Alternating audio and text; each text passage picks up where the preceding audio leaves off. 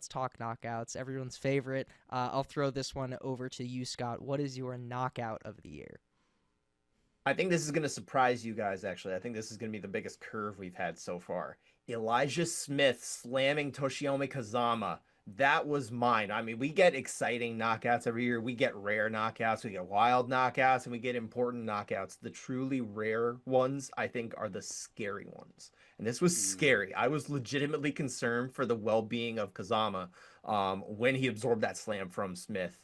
Uh, Obviously, he brought it upon himself to some degree, but that doesn't take away from the fact that it was just so epic. All credit has to be due as well to Smith for giving us one of the most horrifying KOs in recent memory.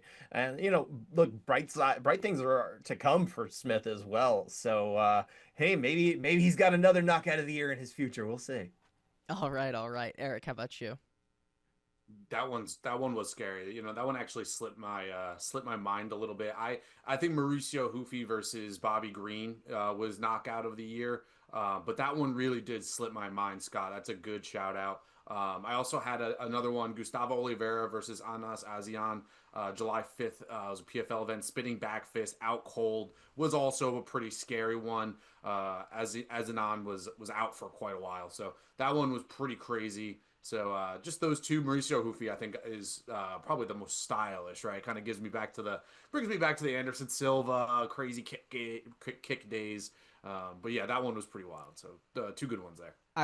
Mine is also Hoofy versus Green, and style points is the word that I was going to use for it. And I was close to giving it to Taporia against Oliveira. However, to the other vein, on the other side of the same coin, like for submission of the year, if there was a Gogo Plata, for instance, like just because it's a Gogo Plata, we would have to pick that one. Or I know Scott would feel very inclined on I picking that sure one, would. I right? have no choice. A, It's not up to me. no, it's not up to you, right? A spinning wheel kick. It's for me. It's like one of my favorite knockouts. Like my one of the videos that got me into MMA is, there's an expletive in there, but it's spinning s word, and it's What's the word? I don't know it. Yeah, I don't even know it. what is it? Carlos Condit and Nick Diaz. What are we Spinning throwing? ish. Yes, spinning ish. That video got me into MMA, and it starts off with Edson Barboza doing a spinning wheel kick. So spinning wheel kicks have a very special Yep. place in my It heart. did, yeah.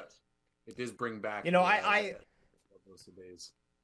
I had that as one you guys picked was as an honorable mention, Mauricio Hufi. That was kind of my would have gotten into it otherwise. And also the fact that I feel sad that we couldn't actually give too much of a shout out to some of these great standing elbow knockouts that we had this year, like Lerone Murphy on Aaron Pico, which probably qualifies to like just a very small degree as like a rally, like a comeback fight too.